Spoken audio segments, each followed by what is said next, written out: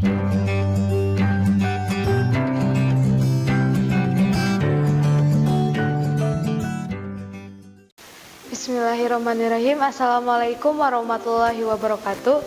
Halo semuanya, bertemu lagi dengan saya Sisi Soraya di mata pelajaran ekonomi kelas 12 bab 4. Akan membahas tentang koperasi dan kewirausahaan.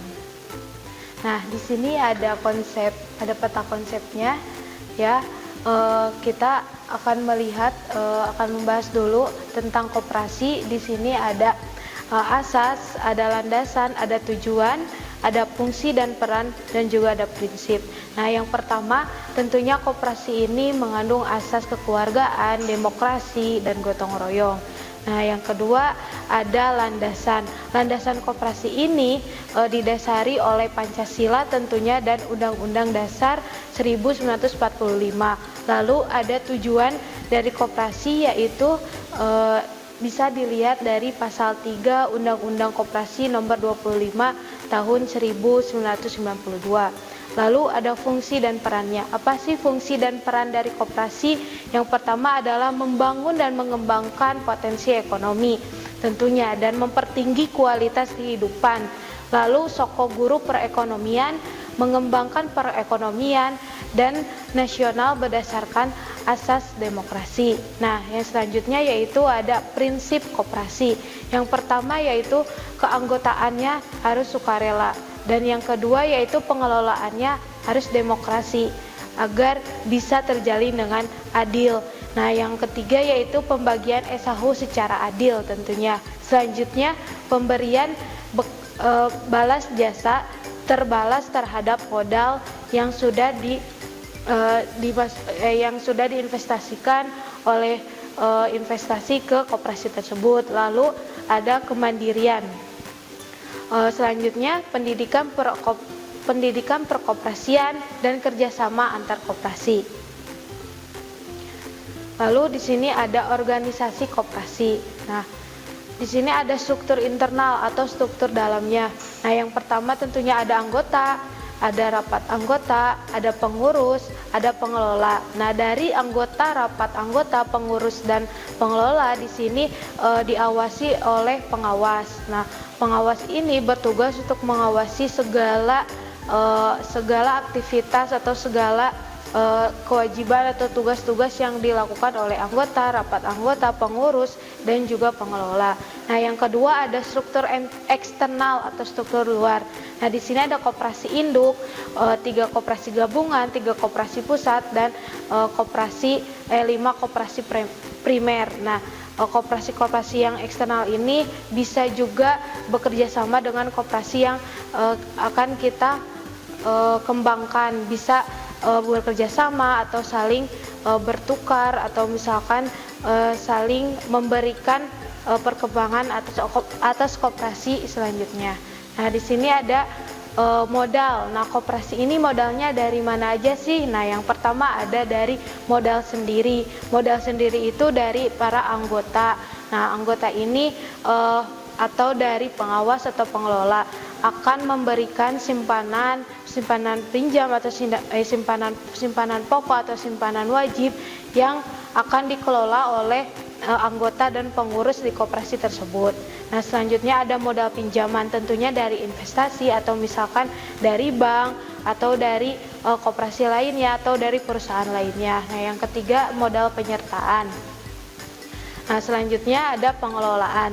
Nah, pengelolaan ini diurus oleh pengurus. Nah, pengurus ini melaksanakan segala yang diamanatkan oleh rapat anggota dan pengawas, juga mengawasi kinerja pengurus tersebut agar terlaksana dengan baik.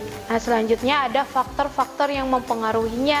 Yang pertama, kesadaran berkoperasi. Tentunya harus ada kesadaran dan sukarela yang diberikan atau disalurkan oleh anggota-anggota koperasi atau pengurusnya. Selanjutnya, pengetahuan dan keterampilan pengurus itu harus juga dilihat, dan skill dalam mengurus koperasi itu harus bagaimana. Nah, selanjutnya ada modal. Tentunya tanpa ada modal koperasi tidak akan berjalan.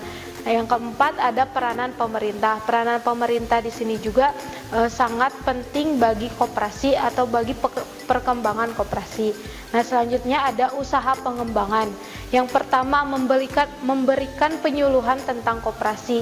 Nah, koperasi ini tentang apa gitu?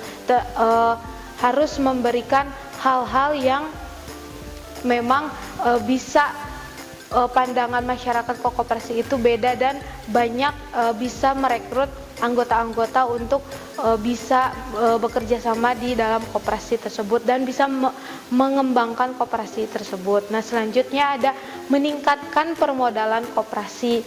Tentunya dari koperasi itu harus ada peningkatan dalam permodalan atau misalkan dalam pemasaran, dalam pendapatannya, dan itu harus didukung juga oleh segala promosi atau manajemen lainnya. Nah, yang terakhir ada peranan pemerintah.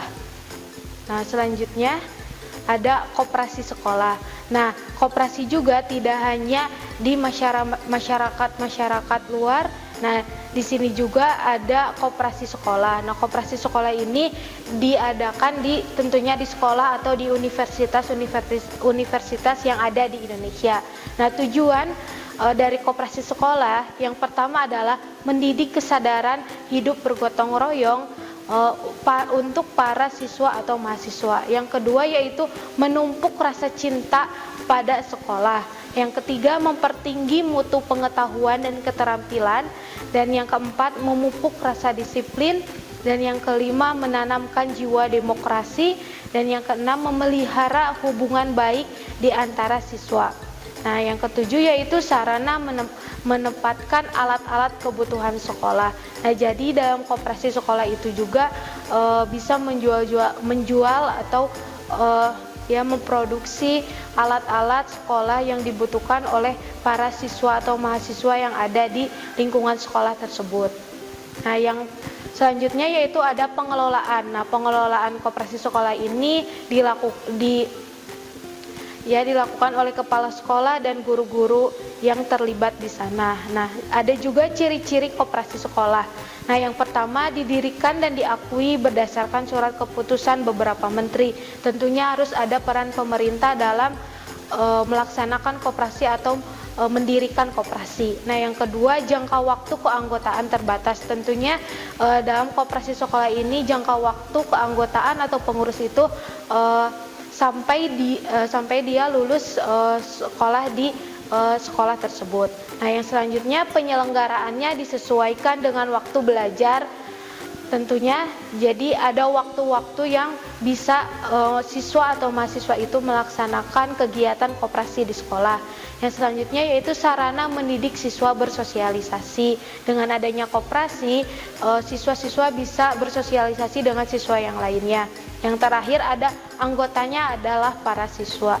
Tentunya anggotanya adalah para siswa dan mahasiswa yang ada di lingkungan sekolah atau universitas di Indonesia. Nah, selanjutnya ada SHU.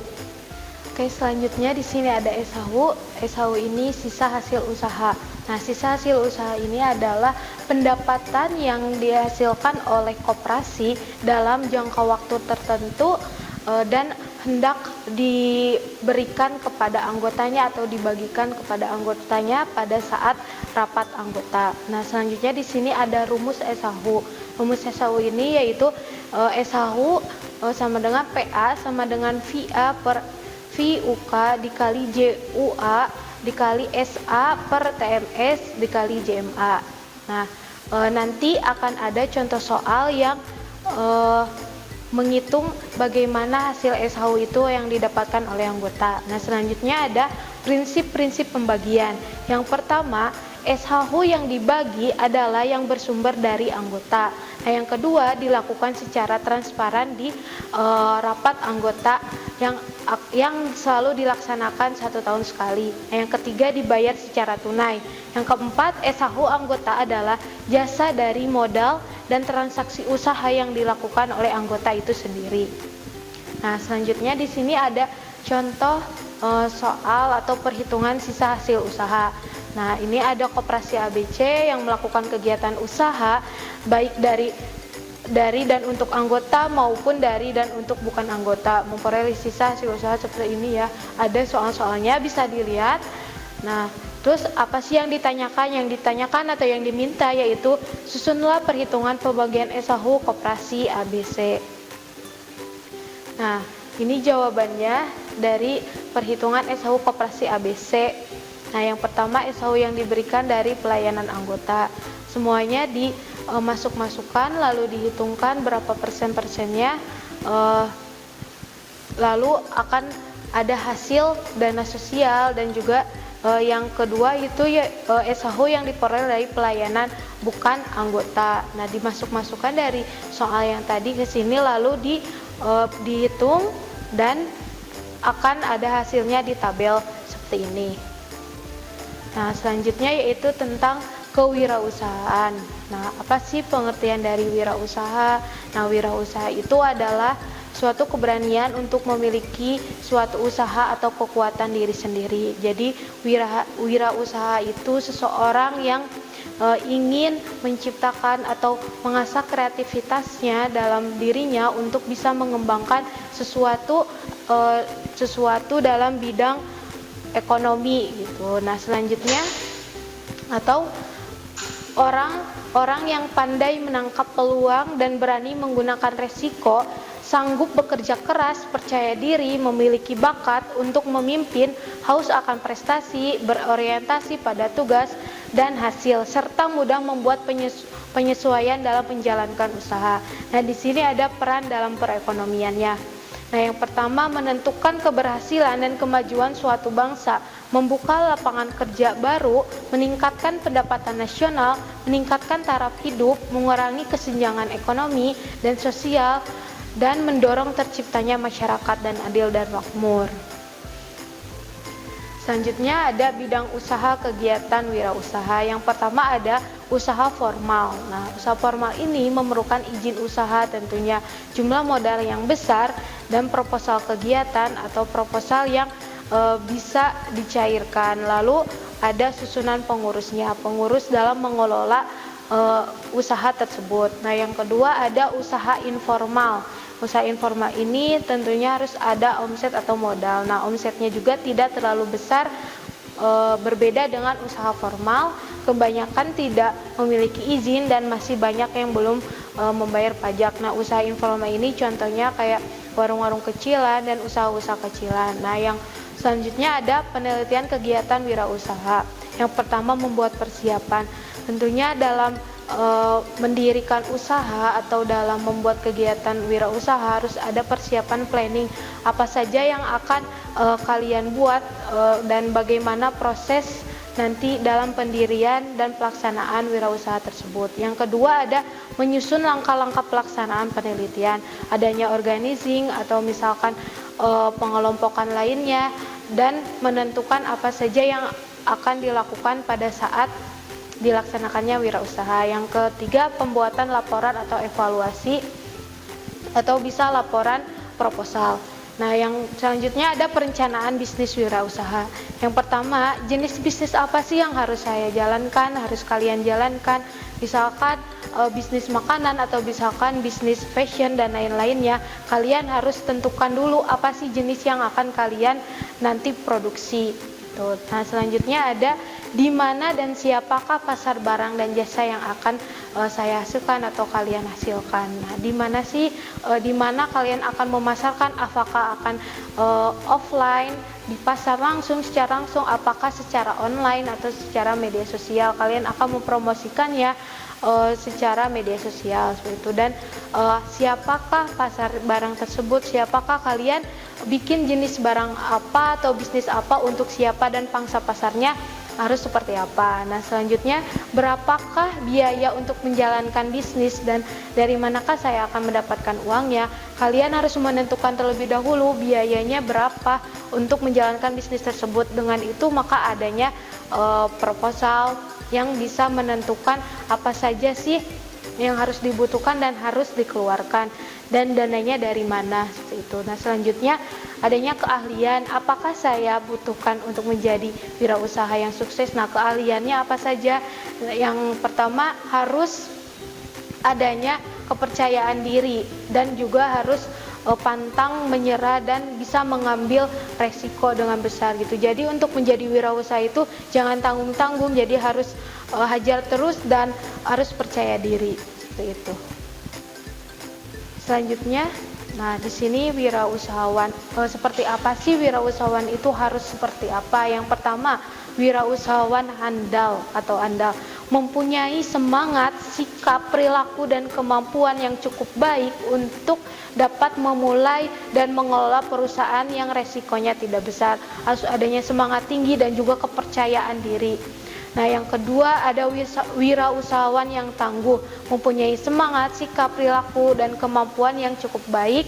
Nah, jadi tangguh dan wirausahawan unggul juga harus diperhatikan dalam menjalankan wirausaha dan harus ada di diri kalian masing-masing seperti itu.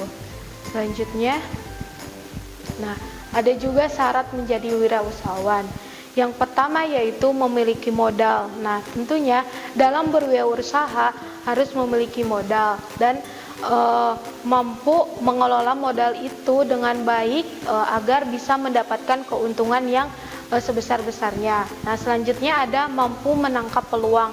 Tentunya kalian harus bisa menangkap dan membaca peluang apa sih yang ada di pasaran dan barang apa atau jenis bisnis apa yang dapat konsumen menarik dan bisa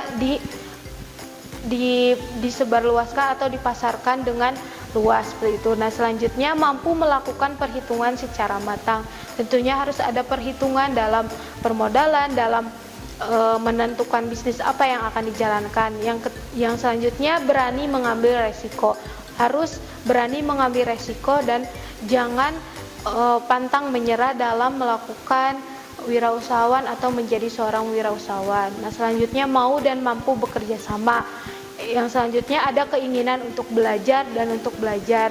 Nah, jadi dalam berwirausaha juga adanya pembelajaran yang harus kita lalui dan juga harus kita ikuti alur sebagai wirausahawan. Yang terakhir ada tidak pernah merasa puas. Jadi dalam hal apapun atau dalam membuat produksi juga harus bisa inovasi dan kreatif seperti itu.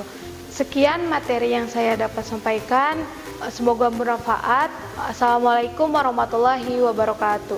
Kunjungi sosial media lainnya seperti website kami di pkbmalfata.com, Facebook PKB Malfata Manunjaya, Instagram PKB Malfata Official. Dan terima kasih telah klik video ini. Jangan lupa like, comment, share, dan subscribe untuk menunjukkan dukungan kamu terhadap channel ini. Enjoy the video PKB Malfata.